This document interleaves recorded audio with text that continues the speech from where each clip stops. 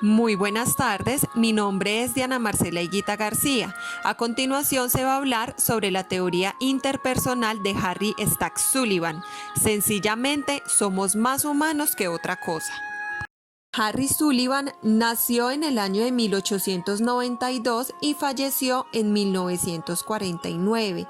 Él fue hijo único y sus padres eran poco afectuosos y emocionalmente Sullivan era muy aislado, aparte que vivían en una vereda pues bastante lejos y su círculo social era muy pequeño. Su madre perdió dos hijos antes de él y por ello desarrolló una profunda depresión que incluso llegó a ser internada para recibir tratamiento psiquiátrico. Con el padre vino a tener un poco más de contacto hasta casi tener los 30 años, porque realmente eran pues como dos personitas bastante alejadas. Sullivan falleció el 14 de enero de 1949 en medio de una reunión donde sufrió un accidente cardiovascular, es decir, un paro cardíaco y pues como indicaba, falleció. Sullivan en la etapa de su adolescencia fue considerado una persona homosexual. Hay que tener en cuenta que en ese tiempo era bastante difícil aceptar una persona así, o mejor dicho, era mal vista que alguien con condición de gay o de lesbianismo fuera aceptada. Entonces en los círculos sociales donde habían pandillas, amigos, cualquier tipo de estas cosas, ellos no podían hacer parte y Sullivan terminó siendo una persona bastante solitaria, bastante aislada socialmente.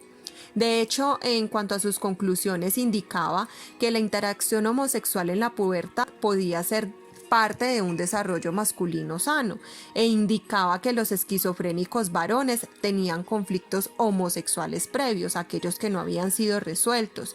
Y de hecho indicó que la esquizofrenia tenía sus orígenes en relaciones interpersonales malsanas, por lo cual la meta de él era establecer relaciones humanas sanas entre el equipo y los pacientes como procedimiento terapéutico y por ello pues su equipo está formado más que todo por varones. Sullivan a los 16 años obtuvo una beca estatal para estudiar en la Universidad de Cornell en el otoño de 1908, pero él solamente estuvo allá aproximadamente 3 trimestres, ya que reprobó todas las materias y obviamente le tocó retirarse. Se supone que fue por episodios esquizofrénicos y es muy probable que esta haya sido la razón por la cual él decidió ayudar a pacientes con dicho trastorno y obviamente fue reconocido también por su creatividad para ayudar a que estos tuvieran una mejoría paulatina en su trastorno.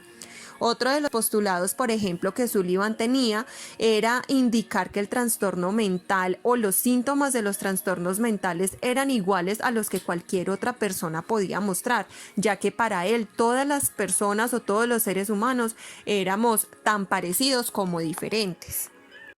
De hecho, él indicaba que los seres humanos somos 99.99% similares en nuestra estructura genética, es decir, en nuestro ADN, y el 0,01% nos diferencia a uno de otros en la parte física, en la conducta, o lo único sería que alguien tuviera anemia drepanocítica, lo que es una hemoglobina defectuosa, o que tuviésemos esquizofrenia. Por ejemplo, Sullivan decía que los psiquiatras, aparte de ser unos observadores científicos innatos pues de la conducta que para él, que en ello es en lo que ellos se especializan, también son observadores participantes, porque es que el psiquiatra también tiene su vida y está involucrado en temas que tal vez los pacientes le pueden estar indicando a él en determinado momento.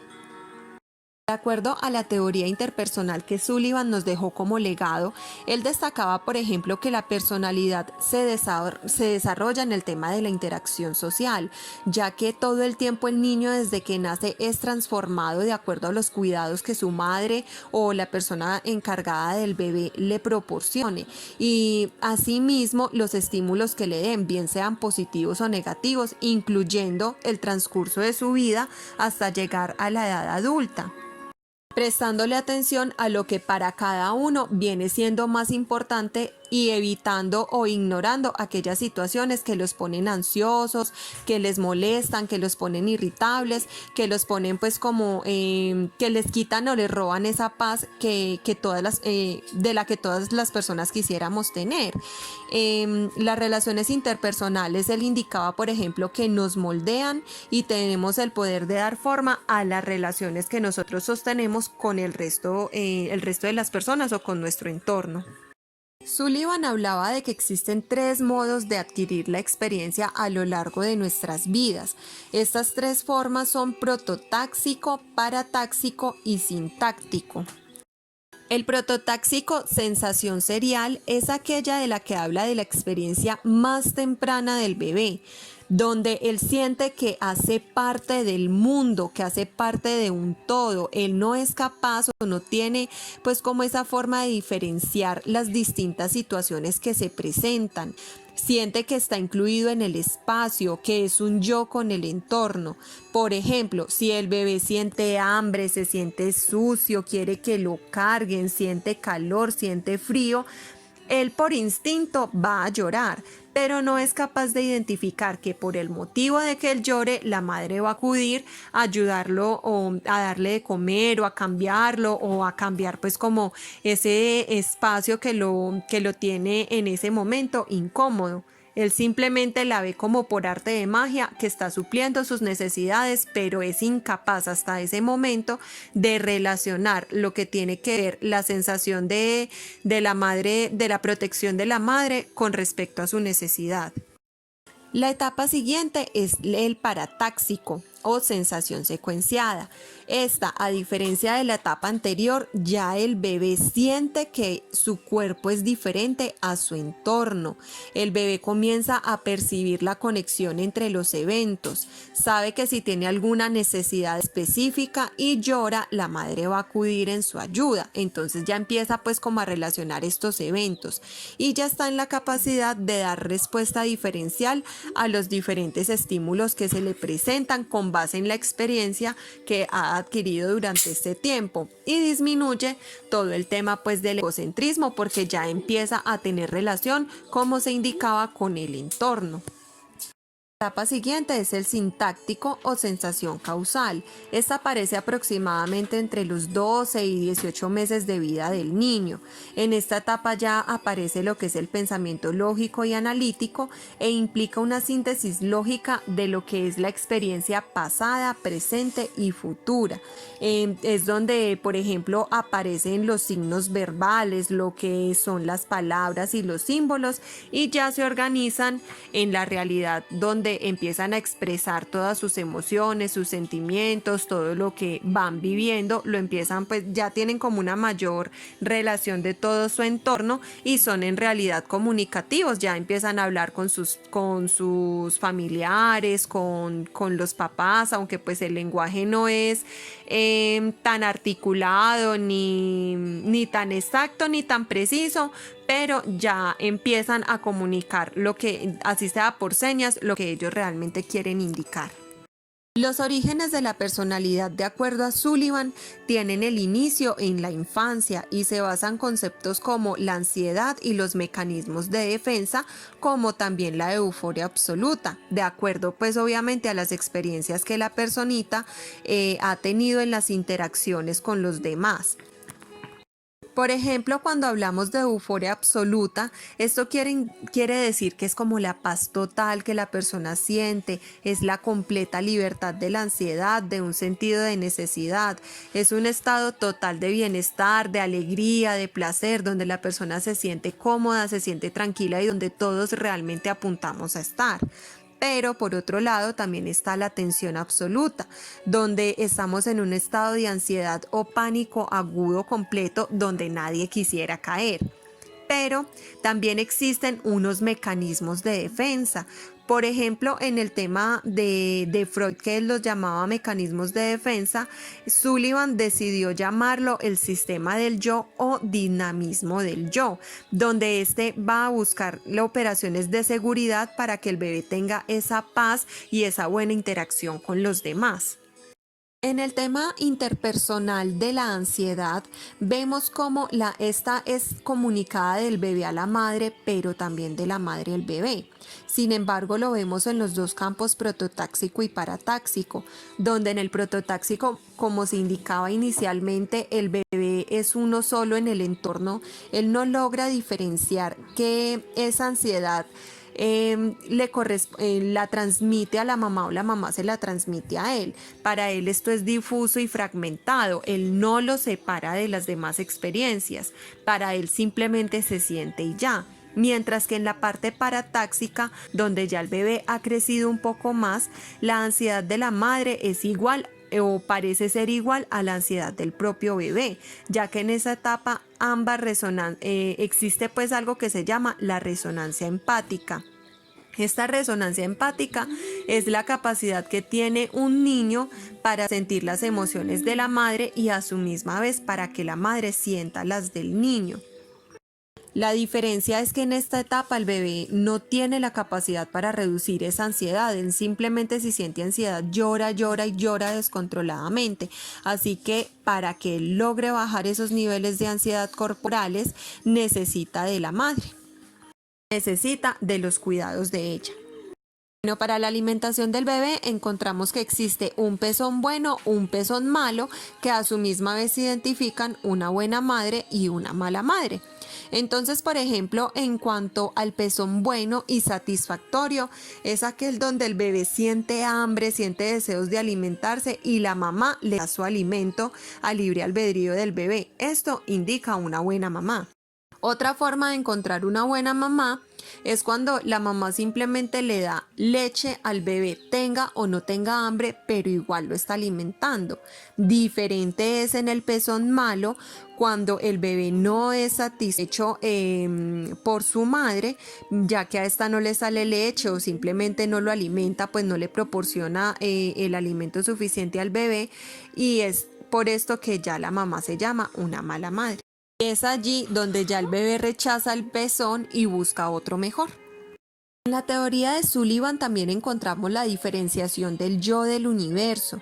En esta diferenciación que hace el niño tiene mucha implicación la madre, en especial en el momento en que el niño empieza a hacer como ese control de esfínteres, que es cuando él controla sus necesidades de hacer popó y de hacer chichi, deja el pañal y todo este tema, pero también va muy ligado a la forma en que la madre toma rol en este asunto, ya que la madre si muestra repugnancia o demuestra deleite o demuestra aceptación o le hace fiestas al niño, esto puede anticipar a que el niño logre controlar algunas de sus propias conductas, así que es una etapa bastante importante. Él, por ejemplo, hablaba de 3 clases de personificaciones del yo. Está el yo bueno, el yo malo y el no yo. Para una personificación del yo bueno en el bebé, encontramos todas aquellas conductas donde la madre o la persona que tiene los cuidados pues del infante responde con ternura, con elogios, con calidez emocional, con una recompensa física, donde el bebé siente pues como esa percepción de aceptación del yo y que lo toma como el yo bueno. Ya la parte del yo malo es totalmente contrario a lo que es el yo bueno, es donde la persona que cuida al infante o la misma madre a menudo da respuestas negativas al bebé, bien sea porque él se toca sus partes íntimas, porque es un llanto difícil de controlar, porque se rehúsa a comer los alimentos, porque se forcejea pues con la madre en el momento del baño. Entonces, pues esta conducta, aunque es consciente, genera mayor ansiedad en el bebé, en esa personita, y es por eso que este ya empieza a comprenderlo como el yo malo.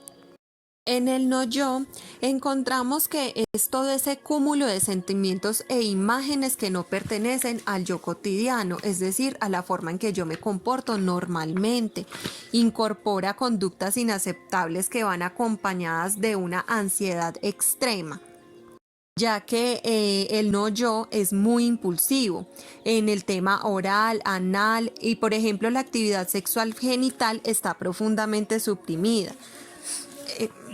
En el tema de los esquizofrénicos, ellos tienen una experiencia de personificación del no yo continua, debido a los sentimientos de horror y terror, repugnancia y aversión que tienden a la personificación del no yo.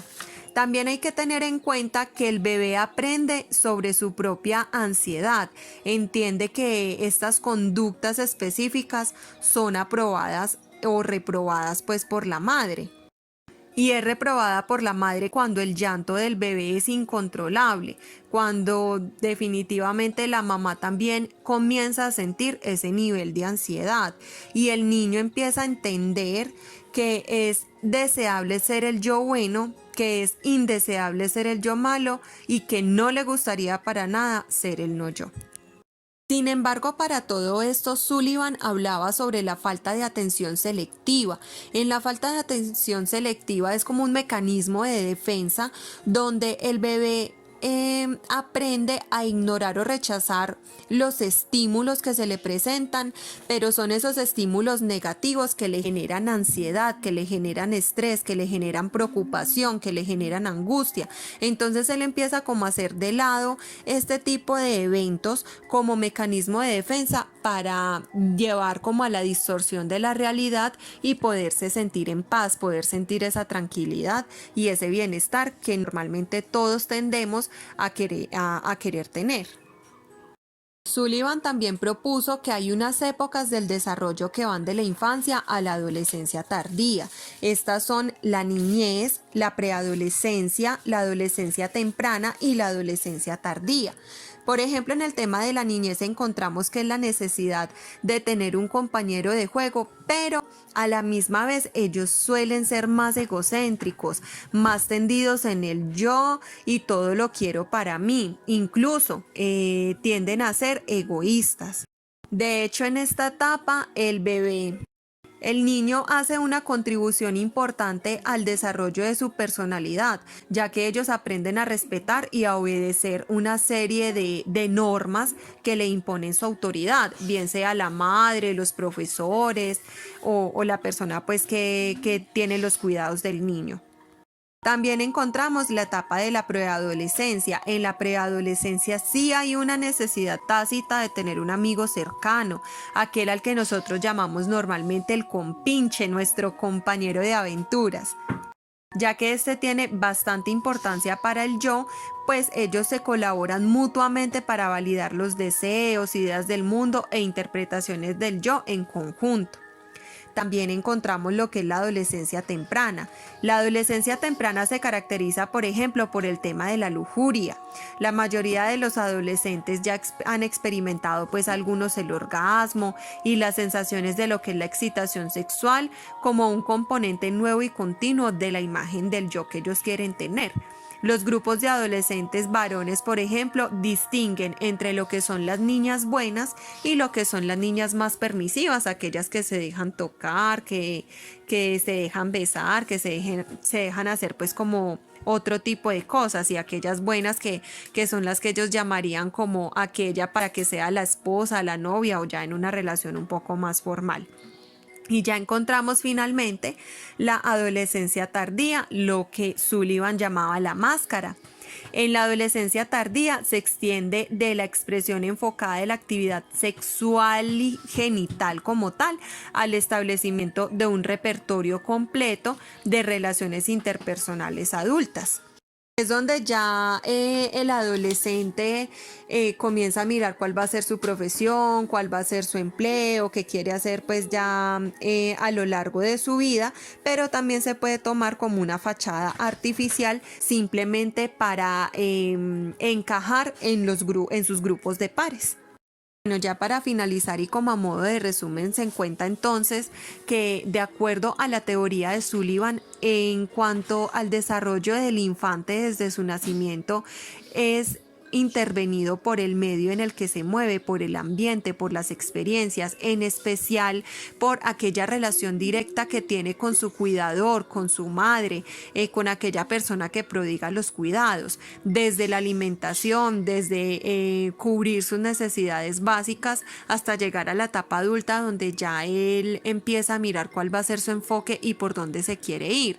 Pero hay que tener muy presente que es bastante importante los cuidados de esa persona, bien sea en cuanto a los estímulos positivos y negativos que le den, ya que esto es lo que va a generar posteriormente tal vez un posible trastorno de esquizofrenia o cualquier otro problema mental. Por ejemplo, vemos que Sullivan era una persona bastante solitaria, bastante sola, donde no tuvo padres cariñosos o afectuosos, donde tuvo una madre depresiva, donde tuvo pues como un tipo de familia disfuncional, por así decirlo, y que decidió especializarse en la psiquiatría precisamente porque quería ayudar a aquellos esquizofrénicos, porque se presume pues que él pasó como por esa etapa.